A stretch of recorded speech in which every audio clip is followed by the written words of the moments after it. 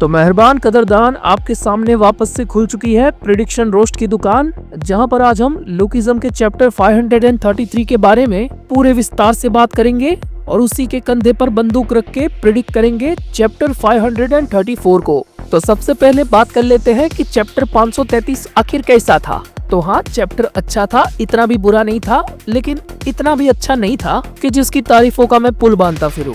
लेकिन खास बात ये थी कि हमें इस चैप्टर के अंदर BDSM से लेकर रोल प्ले तक सब कुछ देखने को मिला। और सबसे खास बात कि हमको बुसान फिजिकली एक्सप्लोर भी करवाया गया और हमें ये भी पता चला कि यहाँ पर किस लेवल के काले धंधे चलते हैं। और मुझसे ये कंप्लेन तो बिल्कुल भी मत करना कि ये वीडियो लेट क्यों है और ब्रेकडाउन वाली वीडियो का क्या हुआ। तो सबसे पहली बात कि PTJ ना अब लेटीजे बन चुका है। साला इंग्लिश लैंग्वेज का चैप्टर रात को 10 बजे अपलोड करता है और मैं पूरे हफ्ते थिरक रहा होता हूँ कि साला इस बार की स्ट्रीम ना सीधा 8 बजे करूंगा, लेकिन जब चैप्टर ही लेट आता है तो मैं क्या करूँ। लेकिन कोई बात नहीं, हम तो चूतिए हैं, दोबारा ट्राई करेंगे। वेल हमें इस चैप्टर में डेनियल पार्क के IQ के साथ साथ अलाइड का भी IQ देखने को मिला। मतलब यार, बोंगपेल चोई का क्लीवेज देखकर सारे लौंडे मेन सवाल ही भूल गए, जो कि असलियत में सबसे पहले पूछना था। और वो सवाल ये था कि ये सारा जितना भी माल पूरे गोडाउन में भरा पड़ा है वो असली है या नकली। वैसे हमें चैप्टर में आगे जाकर पता चल जाता है कि ये सारा पूरा नकली माल था और ये सारी चीज चोई बोंगपेल ने ही सेटअप की थी। क्योंकि यार तभी मैं सोचूं कि आखिर ये बंदी इतनी चिल क्यों है। हडसन भाई के साथ सारे लौंडे ये सारी पुड़िया जलाकर ऐसे स्वैग में निकल चुके हैं कि बुसान में घुस के बहुत बड़ा कांड कर दिया हो। लेकिन नहीं, उनसे भी बड़ा कोई खिलाड़ी बैठा है जो बहुत बड़ी गेम खेल रहा है। और यहाँ पर मुझे लिटरली ये कंफ्यूजन हो रही है कि बोंगपेल ने जेल में रहकर अपने दोस्त से ये कहा था कि मैं यहाँ से निकल के जिनरैंग गैंग के साथ काम करेगी, लेकिन यहाँ पर अलाइड के सामने लटकते हुए उसने कुछ अलग ही चीज बोली है कि इस पूरे बिजनेस की कर्ता धर्ता मैं ही है और इसका कोई लेना देना नहीं है जिनरैंग के साथ और 4 मेजर क्रू के साथ। और यहाँ पर इन सारी बातों को लाई डिटेक्टर ने भी ट्रूथ कंसिडर किया है। तो या तो यहाँ पर ये lie detector made in China है या फिर PTJ के साथ जिनरैंग और बोंगपेल ये सारे मिलके हमको पागल बना रहे हैं, मादर चोद के बच्चे। लेकिन मुझे इस पूरे चैप्टर में सबसे ज्यादा बेस्ट लगा वास्को भाई का आइडिया, जिसके फेल होने का चांस 0.00% भी नहीं था। लेकिन वक्त और बुसान की आबादी को मद्देनजर रखते हुए इन लोगों ने वो आइडिया ही ड्रॉप कर दिया। लेकिन यहाँ पर हमारे डेनियल भाई के पास और एक माइंड ब्लोइंग प्लान है, जिसमें ये लोग बुसान जैसे अनजान शहर के अंदर उसके 4 बड़े हिस्सों में बट जाएंगे और उस हर एक इलाके में जाकर वहाँ के ताकतवर इंसान को दबोच लेंगे।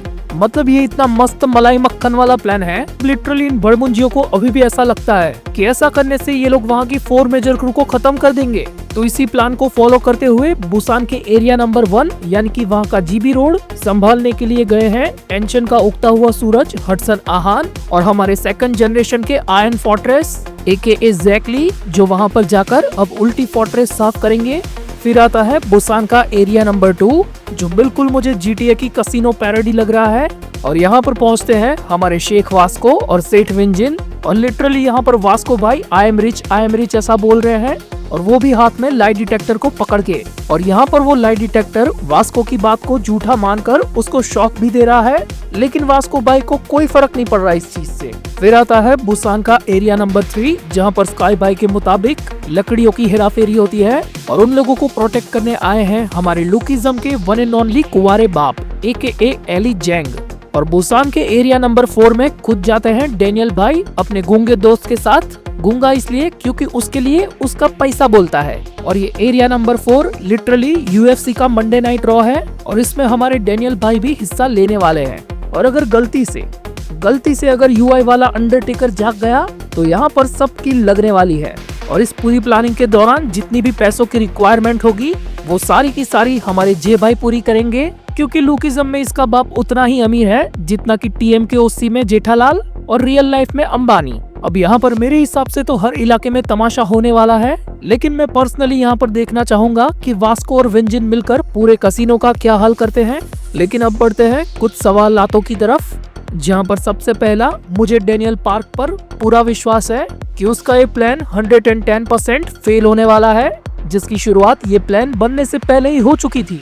फिर दूसरा कि हमें डेनियल की UI के अलावा उसकी नई फाइटिंग एबिलिटी भी देखने को मिलेगी। हो सकता है कि उसकी कुछ नई स्किल्स भी दिख जाए, लेकिन UI के बारे में मैं अभी भी उतना श्योर नहीं हूँ।